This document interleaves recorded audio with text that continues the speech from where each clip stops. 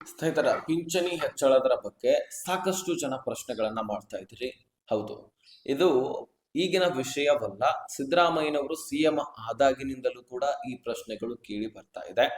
So ಈಗ ಡಿ.ಕೆ. ಶಿವಕುಮಾರ್ ಅವರು ನೂತನ ಸಿಎಂ ಆದ ಬಳಿಕ ಸಾಕಷ್ಟು ಯೋಜನೆಗಳಲ್ಲಿ ಪರಿಶೀಲನೆ ಮಾಡ್ತಾ ಇದ್ದಾರೆ. ಅದರಲ್ಲಿ ಈ ಪಿಂಚಣಿ ಯೋಜನೆ ಕೂಡ ಹೌದು. ಹಾಗಾದ್ರೆ ಈ ಪಿಂಚಣಿ ಯೋಜನೆಯಲ್ಲಿ ಪರಿಶೀಲನೆ ಆದ ತಕ್ಷಣ ಪಿಂಚಣಿ ಹೆಚ್ಚಳ ಮಾಡ್ತಾರಾ ಅನ್ನುವಂತಹ ಪ್ರಶ್ನೆಗಳು ಉಂಟಾಗ್ತಾ ಇದ್ದಾವೆ. ಸೊ ಹಾಗಾದ್ರೆ ಬನ್ನಿ, ಹೆಚ್ಚಳ ಮಾಡ್ತಾರ ಅಥವಾ ಇಲ್ವಾ, ಹೆಚ್ಚಳ ಮಾಡಿದ್ರು ಎಷ್ಟು ಹೆಚ್ಚಳ ಮಾಡ್ತಾರೆ, ಎಷ್ಟರ ಪ್ರಮಾಣಕ್ಕೆ ಏರಿಕೆ ಆಗತ್ತೆ, ಅದು ಹಿರಿಯ ನಾಗರಿಕರಿಗ ಅಥವಾ ಅಂಗವಿಕಲರಿಗ ಅಥವಾ ವಿಧವಾ ಮಹಿಳೆಯರಿಗ ಅಥವಾ ಒಟ್ಟು ಜನರಿಗ, ಎಷ್ಟು ಲಕ್ಷ ಫಲಾನುಭವಿಗಳು ಪಿಂಚಣಿದಾರರಿದ್ದಾರೆ, ಸೊ ಮತ್ತು ಈಗ ಪರಿಶೀಲನೆಯಲ್ಲಿ ಎಷ್ಟು ಜನರನ್ನ ತೆಗೆದಾಕುವಂತಹ ಸಾಧ್ಯತೆ ಇದೆ. ಸೊ ಈಗ ಇರ್ತಕ್ಕಂತಹ ಲೇಟೆಸ್ಟ್ ಆದಂತಹ ಅಪ್ಡೇಟ್ ಅನ್ನ ನಿಮ್ ಮುಂದೆ ಇಡುವಂತಹ ಪ್ರಯತ್ನ ಮಾಡ್ತೀನಿ. ಸಾಧ್ಯವಾದ್ರೆ ಈ ವಿಡಿಯೋನ ನೀವು ಕೊನೆವರೆಗೂ ವಾಚ್ ಮಾಡಿ ಅರ್ಥ ಮಾಡ್ಕೊಳ್ಳಿಕ್ಕೆ ಪ್ರಯತ್ನ ಮಾಡಿ. ಸ್ನೇಹಿತರೆ, ನೀವಿನ್ನೂ ಚಾನಲ್ಗೆ ಸಬ್ಸ್ಕ್ರೈಬ್ ಮಾಡದೆ ಹಾಗೆ ನೋಡ್ತಾ ಇದ್ರೆ ಬೇಗನೆ ಸಬ್ಸ್ಕ್ರೈಬ್ ಮಾಡಿ, ನೋಟಿಫಿಕೇಶನ್ ಆಲ್ ಅಂತ ಸೆಟ್ ಮಾಡಿ. ಈಗ ಈ ಪಿಂಚಣಿ ಯೋಜನೆಯಲ್ಲಿ ಬಹುದಿನದ ನಿರೀಕ್ಷೆ, ಬಹುದಿನದ ಬೇಡಿಕೆ, ಪಿಂಚಣಿ ಈಗ ಹೆಚ್ಚಳ ಆಗತ್ತೆ, ನಾಳೆ ಹೆಚ್ಚಳ ಆಗತ್ತೆ, ಎಲ್ಲ ಪ್ರಶ್ನೆಗಳು ಇದ್ದಾವೆ. ಸೊ ಹಾಗಾದ್ರೆ ಪಿಂಚಣಿ ಹೆಚ್ಚಳ ಆಗೋದಾದ್ರೂ ಯಾವಾಗ? ಬಹಳಷ್ಟು ಜನರ ಪ್ರಶ್ನೆ ಇದು. ಸ್ನೇಹಿತರೆ, ಇಲ್ಲಿ ಪಿಂಚಣಿ ಹೆಚ್ಚಳ ಆಗೋದು ಬಹುತೇಕ ಡೌಟ್. ಇದು ನನ್ನ ಪ್ರಕಾರ ನಾನು ಹೇಳ್ತಾ ಇದ್ದೀನಿ. ಸರ್ಕಾರದಲ್ಲಿ ಯಾವುದೇ ರೀತಿಯಾದಂತಹ ಇದರ ಬಗ್ಗೆ ಅಪ್ಡೇಟ್ ಕೊಟ್ಟಿಲ್ಲ. ನೀವು ಬಹಳ ದಿನದಿಂದ ಪ್ರಶ್ನೆ ಮಾಡ್ತಾ ಇದ್ದೀರಿ ಅಂದ ಬಳಿಕ ಇದ್ರ ಬಗ್ಗೆ ನಾನು ತಿಳಿಸ್ತಾ ಇದ್ದೀನಿ. ಮತ್ತು EPS ಪಿಂಚಣಿ ಹೆಚ್ಚಳ ಆಗ್ತಾ ಇದೆ. ಹೌದು, ಇದರ ಬಗ್ಗೆ ಸದನದಲ್ಲಿ ಕೂಡ, ಕೇಂದ್ರ ಸದನದಲ್ಲಿ ಮೊನ್ನೆ ಮಾನ್ಸೂನ್ ಒಂದು ಸಂಸತ್ ನಡೀತತ್ತಲ್ಲ, ಆ ಸಂದರ್ಭದಲ್ಲಿ ಮಾತುಕತೆ ಆಗಿತ್ತು. EPS ಪಿಂಚಣಿ, ಎಂಪ್ಲಾಯೀಸ್ ಪೆನ್ಷನ್ ಸ್ಕೀಮ್ ಅಂತ ಕರಿತೀವಿ ನಾವು. ಖಾಸಗಿ ನೌಕರಿಯನ್ನ ಮಾಡಿರ್ತಾರೆ, ಒಂದೇ ಕಂಪನಿಯಲ್ಲಿ 10 ವರ್ಷಗಳ ಕಾಲ ದುಡಿಮೆ ಮಾಡಿರ್ತಾರೆ, ತದನಂತರ ರಿಟೈರ್ಡ್ ಆಗಿರ್ತಾರೆ. ಆ ಸಂದರ್ಭದಲ್ಲಿ ಸಿಗ್ತಕ್ಕಂತಹ ಪೆನ್ಷನ್ ಅದು ಹಿರಿಯ ನಾಗರಿಕರಿಗೆ ಅಥವಾ ವಿಧವಾ ಮಹಿಳೆಯರಿಗೆ, ಅಂಗವಿಕಲರಿಗೆ ಈ ರೀತಿ ಸಿಗತ್ತಲ್ವಾ, ಇದಕ್ಕೆ ಸಂಬಂಧಪಟ್ಟಂತಹ ಪಿಂಚಣಿ ಅಲ್ಲ, ಅದು ಸಪರೇಟ್ ಪಿಂಚಣಿ. ಸೊ ಅದು ಯಾರು ಸರ್ಕಾರಿ ನೌಕರಸ್ಥರಲ್ಲ, ಖಾಸಗಿ ನೌಕರಿ ಮಾಡಿರ್ತಾರೆ, 10 ವರ್ಷಗಳ ಕಾಲ ಒಂದೇ ಒಂದು ಕಂಪನಿಯಲ್ಲಿ ದುಡಿಮೆ ಮಾಡಿರ್ತಾರೆ. ಸೊ ಅಂತಹ ಒಂದು ಪಿಂಚಣಿದಾರರಿಗೆ ಸಿಗುವಂತಹ ಪೆನ್ಷನ್ ಅದು. ಸೊ ಅದಕ್ಕಾಗಿ ನೀವು ಅದ್ರ ಬಗ್ಗೆ ತಲೆ ಕೆಡಿಸ್ಕೊಳ್ಳುವಂತ ಅವಶ್ಯಕತೆ ಇಲ್ಲ. ಅದು 7,500 ತನಕ ಹೆಚ್ಚಳ ಆಗಬಹುದು ಅಂತ ಅಪ್ಡೇಟ್ ಸಿಗ್ತಾ ಇದೆ. ಅಂತವರು ನೀವು ಏನಾದ್ರೂ ಅಪ್ಡೇಟ್ ಬೇಕು ಅಂತ ನಿಮ್ಗೆ ಅನ್ಸಿದ್ರೆ, ಅಥವಾ ಈಗ ಹೆಚ್ಚಳ ಆಯ್ತಾ, ಎಷ್ಟು ಹೆಚ್ಚಳ ಆಗಿದೆ EPS ಪಿಂಚಣಿ, ಇದ್ರ ಬಗ್ಗೆ ಮಾಹಿತಿ ಬೇಕಾಗಿದ್ರೆ ಕಮೆಂಟ್ ಮಾಡಿ. ನೆಕ್ಸ್ಟ್ ವಿಡಿಯೋ ಅದರ ಬಗ್ಗೆ ಬರುತ್ತೆ. ಈಗ ಈ ನಮ್ಮ ರಾಜ್ಯದಲ್ಲಿ ಇರತಕ್ಕಂತಹ ಪಿಂಚಣಿದಾರರ ಬಗ್ಗೆ ನಾವು ಮಾತನಾಡೋಣ. ಸ್ನೇಹಿತರೆ, ನಮ್ಮ ರಾಜ್ಯದಲ್ಲಿಗೂ ಕೂಡ ಪಿಂಚಣಿದಾರರಿಗೆ ಪರಿಶೀಲನೆ ಮತ್ತೆ ಪ್ರಾರಂಭವಾಗಿದೆ. ಹೌದು, ಈಗಾಗಲೇ ಗೃಹಲಕ್ಷ್ಮಿ ಆಯ್ತು, ರೇಷನ್ ಕಾರ್ಡ್ ಅನ್ನ ಲಕ್ಷಾಂತರ ರೇಷನ್ ಕಾರ್ಡ್ಗಳನ್ನ ರದ್ದು ಮಾಡಲಾಗಿತ್ತು. ಈಗ ಮತ್ತೆ ರಾಜ್ಯದಲ್ಲಿರ್ತಕ್ಕಂತಹ ಪಿಂಚಣಿದಾರರ ಕಡೆಗೆ ಸರ್ಕಾರ ನೂಕುತ್ತಾ ಇದೆ. ಸುಮಾರು 23 ಲಕ್ಷ ಪಿಂಚಣಿದಾರರ ಮೇಲೆ ಅನುಮಾನ ಬಂದಿದೆ. ಅದರಲ್ಲಿ 18 ಲಕ್ಷ ಪಿಂಚಣಿದಾರರನ್ನ ಪಿಂಚಣಿ ಯೋಜನೆಯಿಂದ ಹೊರಗಿಡುವಂತಹ ಸಾಧ್ಯತೆ ಇದೆ ಅಂತೆ. ಹೌದು, 23 ಲಕ್ಷ ಫಲಾನುಭವಿಗಳಲ್ಲಿ ಹಿರಿಯ ನಾಗರಿಕರು ಬಂದ್ರು, ಅಂಗವಿಕಲರು ಬಂದ್ರು, ವಿಧವಾ ಮಹಿಳೆಯರು ಬಂದ್ರು. ಆದ್ರೆ ಇಲ್ಲಿ ಯಾವ ರೀತಿಯಾಗಿ ಅಂದ್ರೆ ಸ್ನೇಹಿತರೆ, ವೆರಿಫಿಕೇಶನ್ ಮಾಡ್ತಾ ಮೃತಪಟ್ಟವರು ಕೂಡ ಸಿಕ್ಕಿದ್ದಾರೆ. ಅರ್ಜಿ ಸಲ್ಲಿಸ್ಲಿಕ್ಕೆ ಅವರಿಗೆ ಅರ್ಹತೆನೇ ಇಲ್ಲ ಅಂತವರು ಕೂಡ ಅರ್ಜಿ ಸಲ್ಲಿಸ್ಬಿಟ್ಟಾರೆ ದುಡ್ಡು ಕೊಟ್ಬಿಟ್ಟು. 1,000 ರೂಪಾಯಿ 2,000 ರೂಪಾಯಿ ದುಡ್ಡು ಕೊಟ್ಟು ಅರ್ಜಿಯನ್ನ ಸಲ್ಲಿಸ್ತಾರೆ.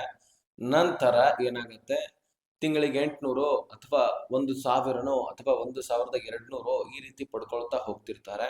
ಇದರಿಂದ ಅವರಿಗೆ ಲಾಭನೇ ಹೊರತು ನಷ್ಟ ಅಂತೂ ಅಲ್ಲ. ಇದರಿಂದ ನಷ್ಟ ಸರ್ಕಾರಕ್ಕೆ. ಇದಕ್ಕಾಗಿ ಮೃತಪಟ್ಟವರ ಅಕೌಂಟ್ಗಳಿಗೂ ಕೂಡ ಲಕ್ಷಾಂತರ, ನೂರಾರು ಕೋಟಿಗಟ್ಟಲೆ ಸರ್ಕಾರ ನಷ್ಟವನ್ನ ಈಗಾಗಲೇ ಅನುಭವಿಸಿದೆ. ಅವರು ಮೃತಪಟ್ಟು 4-5 ವರ್ಷ ಆದರೂ ಸಹಿತ ಅವರಿಗೆ ಪಿಂಚಣಿ ಹಾಗೆ ಜಮಾ ಆಗ್ತಾ ಇತ್ತು. ಅದನ್ನ ಈಗ ಫುಲ್ ಸ್ಟಾಪ್ ಇಡ್ತಾ ಇದ್ದಾರೆ. ಅದ್ ಹೇಗೆ ಅಂದ್ರೆ, ಈಗ ಮನೆಯವ್ರು ಏನ್ ಮಾಡ್ತಾರೆ, ಅವರ ಮರಣ ಪ್ರಮಾಣ ಪತ್ರವನ್ನ ತೆಗೆಸೋದಿಲ್ಲ, ಹಾಗೆ ದುಡ್ಡು ಬರ್ತಾ ಇರತ್ತೆ. ಅದನ್ನ ATM ಇರತ್ತೆ, ಈಗಾಗಲೇ ಆಲ್ರೆಡಿ ಡಿಜಿಟಲ್ ಈಗ ಕಣ್ರಿ, ಫೋನ್ ಪೇ, ಗೂಗಲ್ ಪೇ ಇದಾದ್ರೂ ಇದ್ದೇ ಇರತ್ತೆ ಸಾಮಾನ್ಯವಾಗಿ. ಸೊ ಅದರಿಂದ ಆದ್ರೂ ದುಡ್ಡನ್ನ ಆ ಮೊಬೈಲ್ ಗಳಿಂದ ಯೂಸ್ ಮಾಡ್ಕೊಳ್ಳೋದು, ಅಥವಾ ATM ನ ಮುಖಾಂತರ ದುಡ್ಡನ್ನ ತೆಗೆದು ಅದನ್ನ ಬಳಕೆ ಮಾಡ್ಕೊಳ್ಳೋದು, ಈ ರೀತಿ ಮಾಡ್ತಾ ಇದ್ದಾರೆ. ಸೊ ಅದಕ್ಕಾಗಿ ಸೇಮ್ ಗೃಹಲಕ್ಷ್ಮಿಯಲ್ಲಿ ಮೃತಪಟ್ಟವ್ರನ್ನ ಹೇಗೆ ತೆಗೆದಾಕಿದ್ರೋ ಇಲ್ಲಿ ಕೂಡ ಹಾಗೆ ಪಿಂಚಣಿ ಯೋಜನೆಯಲ್ಲಿಯೂ ಕೂಡ ಬಯೋಮೆಟ್ರಿಕ್ ಹೇಳಲಾಗ್ತಾ ಇದೆ. ಯಾರ್ಯಾರು ಬಯೋಮೆಟ್ರಿಕ್ ಅನ್ನ ಮಾಡಿಸ್ತೀರಿ ಅವರಿಗೆ ಮಾತ್ರ ದುಡ್ಡು. ನಿಮಗೆ ಎಷ್ಟೇ ವಯಸ್ಸಾಗಿರಲಿ ನೀವು ಬಯೋಮೆಟ್ರಿಕ್ ಮಾಡಿಸ್ಲೇಬೇಕು. ಬಯೋಮೆಟ್ರಿಕ್ ಮಾಡಿಸಿದ್ರೆ ಮಾತ್ರ ನಿಮಗೆ ದುಡ್ಡು ಅನ್ನುವಂಥದ್ದು ಇಲ್ಲಿ ಸರ್ಕಾರ ಖಚಿತಪಡಿಸಿದೆ.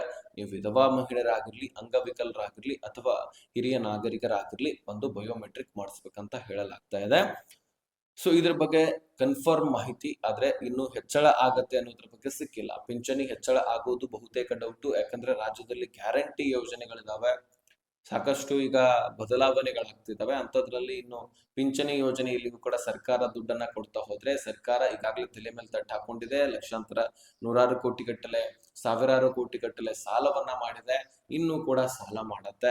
ಅದಕ್ಕಾಗಿ ಸರ್ಕಾರ ಈಗ ಪಿಂಚಣಿ ಯೋಜನೆಯ ಬಗ್ಗೆ ಸದ್ಯಕ್ಕೆ ತಲೆ ಕೆಡಿಸ್ಕೊಂಡಿಲ್ಲ. ಆದ್ರೆ ಇದರಲ್ಲಿ ಪರಿಶೀಲನೆ ಮಾಡೋದ್ರ ಬಗ್ಗೆ ಒಂದು ತಲೆ ಕೆಡಿಸ್ಕೊಂಡಿರ್ತಕ್ಕಂಥದ್ದು. ಅದಕ್ಕಾಗಿ ಯಾರು ಅರ್ಹತೆಯನ್ನು ಹೊಂದಿರ್ತೀರಿ ಅವರಿಗೆ ಮಾತ್ರ ಇಲ್ಲಿ ದುಡ್ಡು ಜಮಾ ಆಗತ್ತೆ. ಅನರ್ಹ ಫಲಾನುಭವಿಗಳಿಗೆ ಯಾವುದೇ ಕಾರಣಕ್ಕೂ ಕೂಡ ದುಡ್ಡು ಸಿಗೋದಿಲ್ಲ ಅಂತ ಸ್ಪಷ್ಟಪಡಿಸಿದೆ.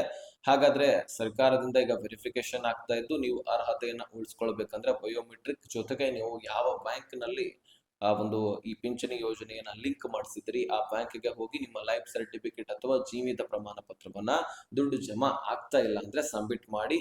ಅಲ್ಲಿ ನಿಮಗೆ ಮೇಲಧಿಕಾರಿಗಳಿಗೆ ಆ ಒಂದು ಇನ್ಫಾರ್ಮೇಶನ್ ಕಳುಹಿಸಿ ನೀವು ಬದುಕಿದ್ರ ಅಂತ ಕನ್ಫರ್ಮ್ ಮಾಡಿ ಮತ್ತೆ ನಿಮಗೆ ದುಡ್ಡನ್ನ ಜಮಾ ಮಾಡಲಾಗುತ್ತೆ.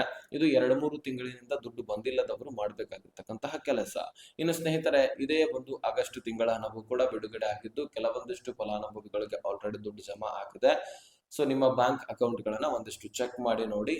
ಸೊ ನಿಮ್ಮ ಅಕೌಂಟ್ ಆಕ್ಟಿವ್ ಇದ್ರೆ ದುಡ್ಡು ಜಮಾ ಆಗಿರುತ್ತೆ. ಇನ್ನು ಕಾಲಾವಕಾಶ ತೆಗೆದುಕೊಳ್ಳುತ್ತೆ. ಸೊ ಇದೀಗ ಬಿಡುಗಡೆ ಆಗಿರ್ತಕ್ಕಂಥದ್ದು 1 ಅಥವಾ 2 ದಿನದಲ್ಲಿ ಕ್ಲಿಯರ್ ಆಗೋದಿಲ್ಲ. ಮೊದಲಿನ ತರ ಅಲ್ಲ, ಸ್ಲೋ ಆಗಿನೇ ಜಮಾ ಆಗುವಂಥದ್ದು.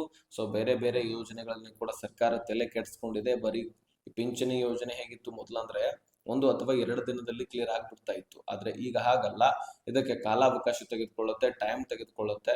ಅದೇ ರೀತಿಯಾಗಿ 1 ತಿಂಗಳ ಹಣವನ್ನ ಇನ್ನೊಂದು ತಿಂಗಳಲ್ಲಿ ಜಮಾ ಮಾಡಲಾಗುತ್ತೆ. ಇದೆಲ್ಲವೂ ಕೂಡ ನಿಮಗೆ ಗೊತ್ತಿದ್ದಂತಹ ವಿಷಯ. ಸರ್ಕಾರ ಯಾವಾಗ ಗ್ಯಾರಂಟಿ ಯೋಜನೆಗಳನ್ನ ತಂತೋ ಆವಾಗಿನಿಂದಲೂ ಕೂಡ ಪಿಂಚಣಿ ಯೋಜನೆಯಲ್ಲಿ ವಿಳಂಬ ಆಗ್ತಾ ಇದೆ. 1 ತಿಂಗಳ ಹಣ, ಈಗ ಉದಾಹರಣೆಗೆ ಜೂನ್ ತಿಂಗಳದು ಆಗಸ್ಟ್ ತಿಂಗಳಲ್ಲಿ ಜಮಾ ಮಾಡೋದು, ಈ ರೀತಿ ಆಗ್ತಾ ಇದೆ. ಆಗಸ್ಟ್ ತಿಂಗಳದು ಸೆಪ್ಟೆಂಬರ್ ಅಕ್ಟೋಬರ್ ನಲ್ಲಿ ಜಮಾ ಮಾಡೋದು, ಈ ರೀತಿ ಸರ್ಕಾರ ದುಡ್ಡನ್ನ ಜಮಾ ಮಾಡ್ತಾ ಇದೆ. ಅಂಥದ್ರಲ್ಲಿ ಪಿಂಚಣಿ ಹೆಚ್ಚಳ ಆಗಬೇಕಂದ್ರೆ ಖಂಡಿತವಾಗ್ಲೂ ಸಾಧ್ಯವಿಲ್ಲ. ಸದ್ಯಕ್ಕೆ ಸಿಎಂ ಆಗಿ ಸಿದ್ದರಾಮಯ್ಯನವರಿದ್ದಾಗ ಸಂದರ್ಭದಲ್ಲಿ ಹೇಳಿದ್ರು ಪಿಂಚಣಿ ಹೆಚ್ಚಳ ಮಾಡಬೇಕಾಗಿದೆ. ಕಳೆದ 2 ವರ್ಷದಿಂದ ನಾವು ಚರ್ಚೆ ಮಾಡ್ತಾ ಇದೀವಿ, ಆದ್ರೆ ಹೆಚ್ಚಳ ಮಾಡ್ಲಿಕ್ಕೆ ಆಗಿರ್ಲಿಲ್ಲ. ಇನ್ಮೇಲೆ ನಾವು ಹೆಚ್ಚಳ ಮಾಡ್ತೀವಿ ಅಂತ ಹೇಳಿದ್ರು, ಆದ್ರೆ ಹೇಳಿ ಉಪಯೋಗವಿಲ್ಲ, ಅದನ್ನ ಮಾಡಬೇಕಾಗತ್ತೆ. ಅದಕ್ಕಾಗಿ ಸಿಎಂ ಬದಲಾವಣೆ ಆದ್ರೆ ಪಿಂಚಣಿ ಹೆಚ್ಚಳ ಆಗಲಿಲ್ಲ. ಕಾಯ್ದು ನೋಡೋಣ. ಸದ್ಯಕ್ಕೆ ಎಂತೂ ಪಿಂಚಣಿ ಹೆಚ್ಚಳ ಆಗೋದು ಬಹುತೇಕ ಡೌಟು. ಆದ್ರೆ ಪಿಂಚಣಿ ಸರಿಯಾಗಿ ಜಮಾ ಆಗ್ಲಿ ಅಂತ, ಸರಿಯಾಗಿ ಬಿಡುಗಡೆ ಮಾಡಿ ಅಂತ ಸರ್ಕಾರಕ್ಕೆ ನಾವು ಮನವಿ ಮಾಡೋಣ. ಯಾಕಂದ್ರೆ 1 ತಿಂಗಳ ಹಣ 2 ತಿಂಗಳು ಬಿಟ್ಕೊಟ್ರೆ ಅವರ ಪಿಂಚಣಿ ಪಡ್ಕೊಳ್ಳೋರು ಏನ್ ಮಾಡ್ಬೇಕು ಪಾಪ. ಸೊ ಅದನ್ನ ನಂಬಿಕೊಂಡು ಕೂಡ ಬಹಳಷ್ಟು ಹಿರಿಯರು ತಮ್ಮ ಬದುಕನ್ನ ಸಾಗಿಸ್ತಿರ್ತಾರೆ. ಒಂದು ಕಡೆ ಹೆಲ್ಪ್ ಆಗತ್ತೆ, ದೊಡ್ಡ ಅಮೌಂಟ್ ಏನಲ್ಲ, ಅದರಿಂದ ಏನ್ ಜೀವನ ಸಾಗತ್ತೆ ಅಂತಾನು ಕೂಡ ಕೆಲವೊಂದಿಷ್ಟು ಜನರ ಪ್ರಶ್ನೆ ಆಗಿದ್ರೆ, ಆ ದುಡ್ಡೇ ಕೆಲವೊಂದಿಷ್ಟು ಜೀವನದ ಉದ್ದೇಶ ಆಗಿರುತ್ತೆ. ಆ ದುಡ್ಡಿನಿಂದ ಕೆಲವೊಂದಿಷ್ಟು ಜೀವನವನ್ನ ನಡೆಸ್ತಾ ಇರ್ತಾರೆ ಕೆಲವೊಂದಿಷ್ಟು ಜನ. ಸೊ ಅದನ್ನ ನಾವು ನೆಗ್ಲೆಕ್ಟ್ ಮಾಡಬಾರ್ದಷ್ಟೇ. ಸದ್ಯಕ್ಕೆ ಸರ್ಕಾರ ಈ ಆಗಸ್ಟ್ ತಿಂಗಳ ಹಣವನ್ನು ಕೂಡ ಕೊಡ್ತಿದೆ. ಸೊ ನಿಮ್ಮ ಅಕೌಂಟ್ಗಳಿಗೆ ಜಮಾ ಆಗಿದ್ರೆ ಕಮೆಂಟ್ ಮಾಡಿ ತಿಳಿಸೋದನ್ನ ಮರಿಬೇಡಿ. ಈ ಇನ್ಫಾರ್ಮೇಶನ್ ಅನ್ನ ಆದಷ್ಟು ಎಲ್ಲ ಪಿಂಚಣಿದಾರರಿಗೆ ಶೇರ್ ಮಾಡಿ. ಏನೇ ಪ್ರಶ್ನೆಗಳಿದ್ರು ಡಿಸ್ಕ್ರಿಪ್ಷನ್ ಅಲ್ಲಿ ಇನ್ಸ್ಟಾಗ್ರಾಮ್ ಲಿಂಕ್ ಇರುತ್ತೆ, ಅಲ್ಲಿಂದ ಮೆಸೇಜ್ ಮಾಡಿ, ನಾನು ಖಂಡಿತವಾಗ್ಲೂ ರಿಪ್ಲೈ ಕೊಡ್ತೀನಿ.